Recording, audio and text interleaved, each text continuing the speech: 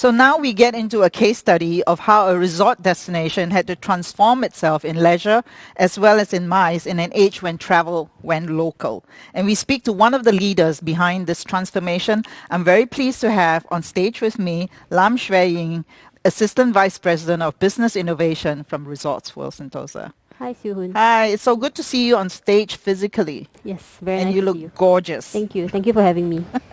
I must say that, I have gotten to know Sentosa really well this last 18 months. I have taken the cable car, luge, skylift, tram, buggy. I walked, track, eaten and drank around the island. What has the past year been like, transforming the destination for local travelers like me? I think first of all, COVID-19 and the public, the risk to public health that it poses has led to higher expectations when it comes to hygiene standards, as well as a greater transparency when it comes to processes, right? So I think our immediate priority when the outbreak first hit last year was to place health and safety at the center of all our experiences. So even before the circuit breaker, we had done the necessary to attain our SG Clean accreditation with cleaning and disinfection protocols of the highest standards. Right. So that's how we have been keeping our team members and our customers safe. So that was the first stage, as Nuno was saying in the earlier panel. I mean, now, customers almost don't see that anymore, right? It's just almost like we expect that it's part of life anymore, right?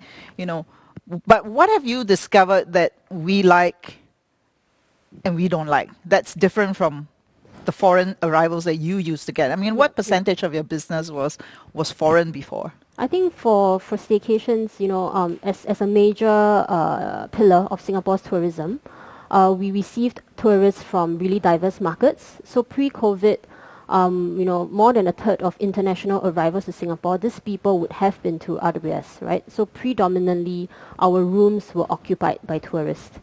So, with global travel restrictions still in place, I think staycations are here to stay for quite a while more. I think I myself have been to quite a few staycations.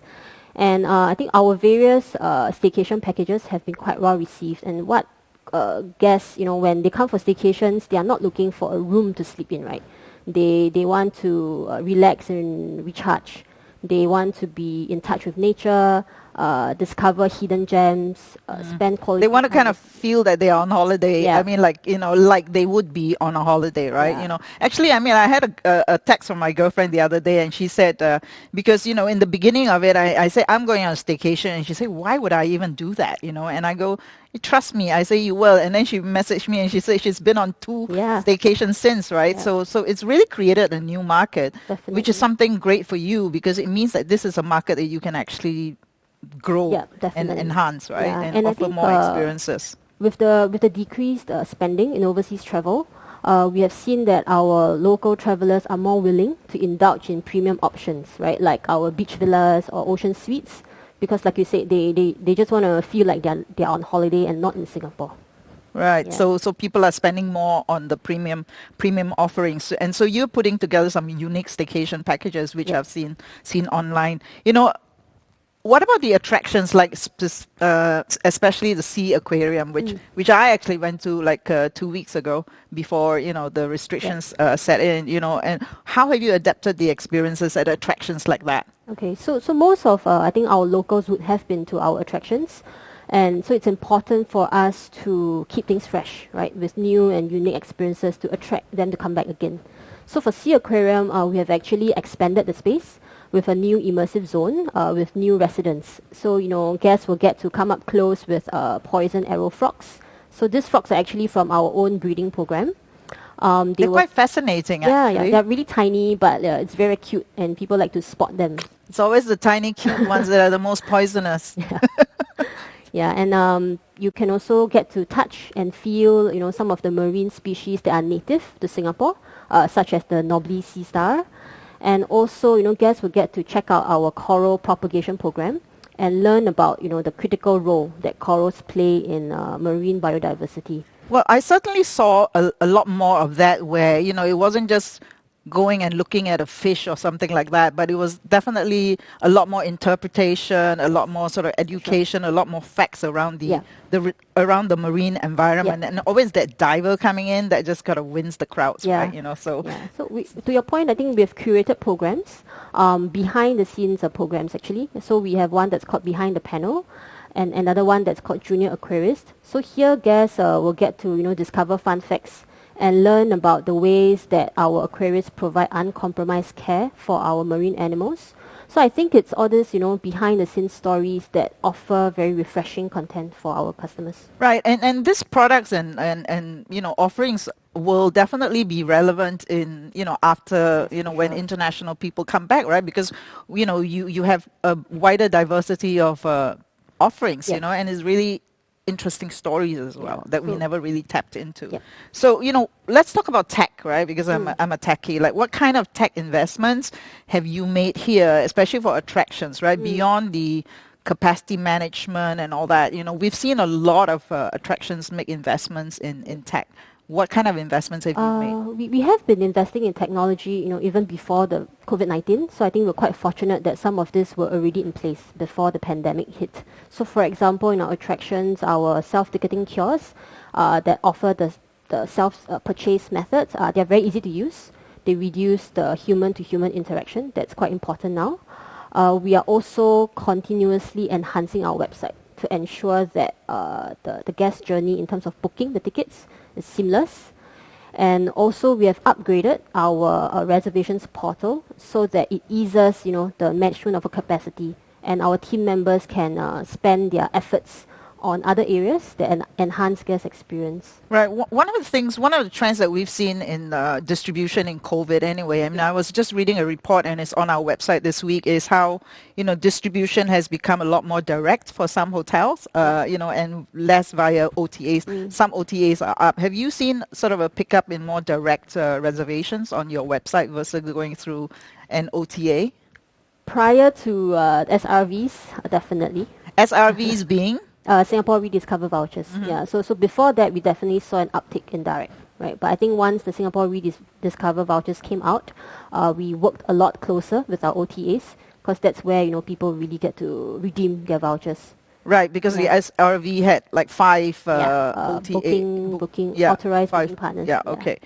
All right. So you invested in technology, which will then prepare you for recovery. Again, Singapore. I think one of the areas that really broke out during COVID was eating. Right. I mean, Singaporeans love to eat. Yep.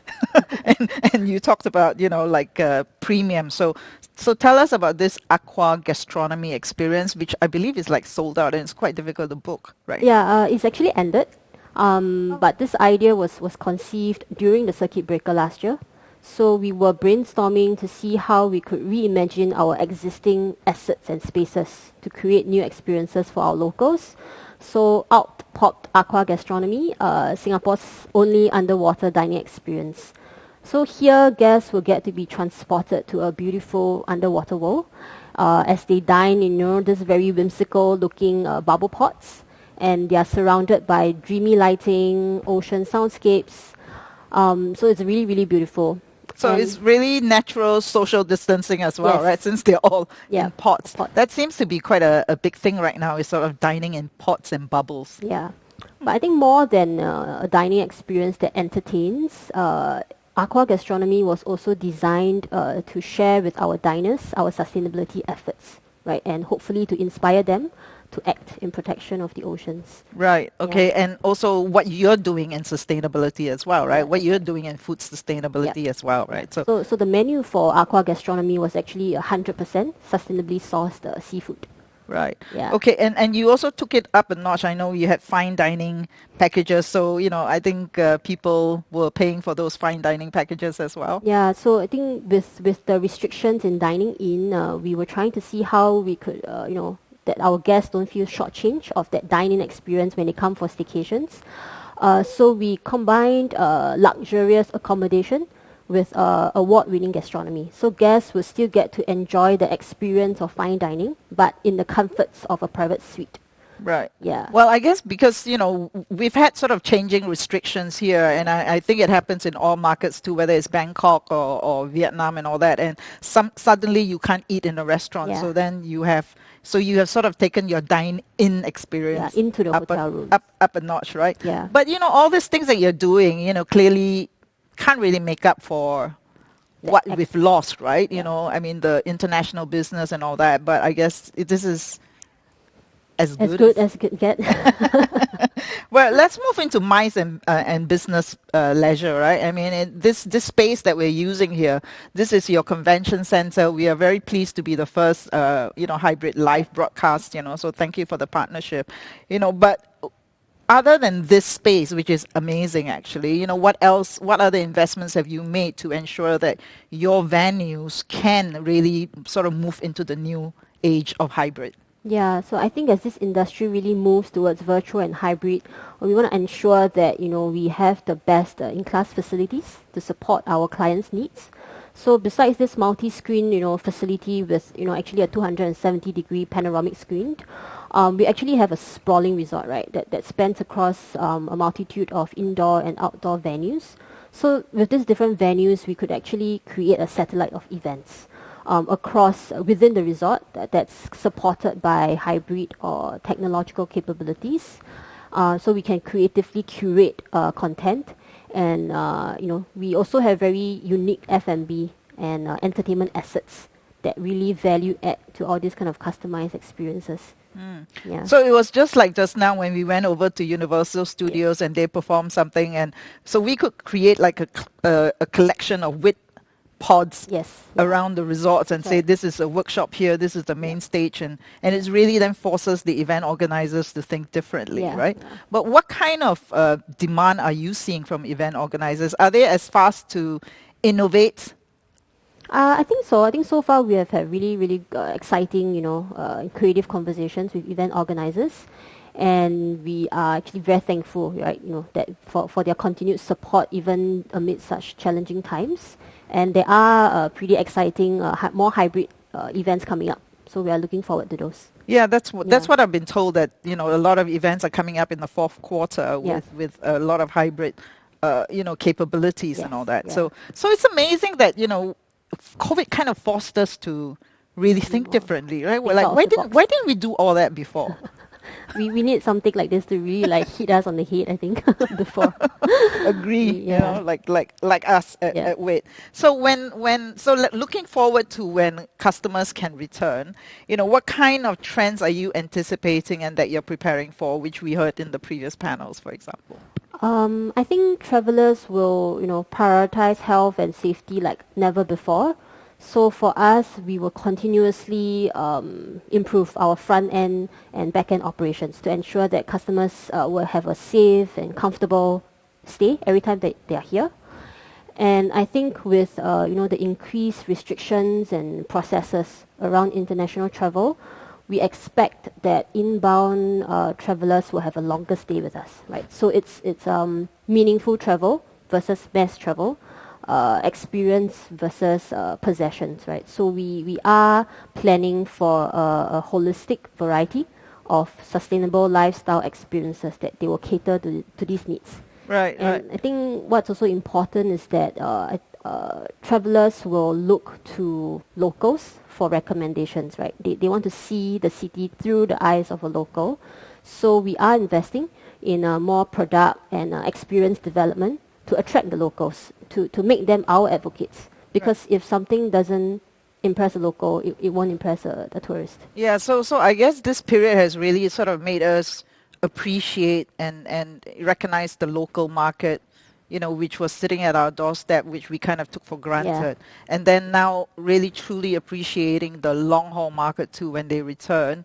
And as Juliet was saying that, people are going to start thinking about if they have to travel long haul, they want to make sure that it counts. And therefore, some of my friends working in the travel are saying, if I'm going to travel more than 8 hours, I want to spend 1 week in the place, right? I don't want to go there for 2-3 days. So that's kind of the change. All right. So we're going to wrap up with rapid fire. We have just enough time for that. One thing that you've learned about yourself during this period.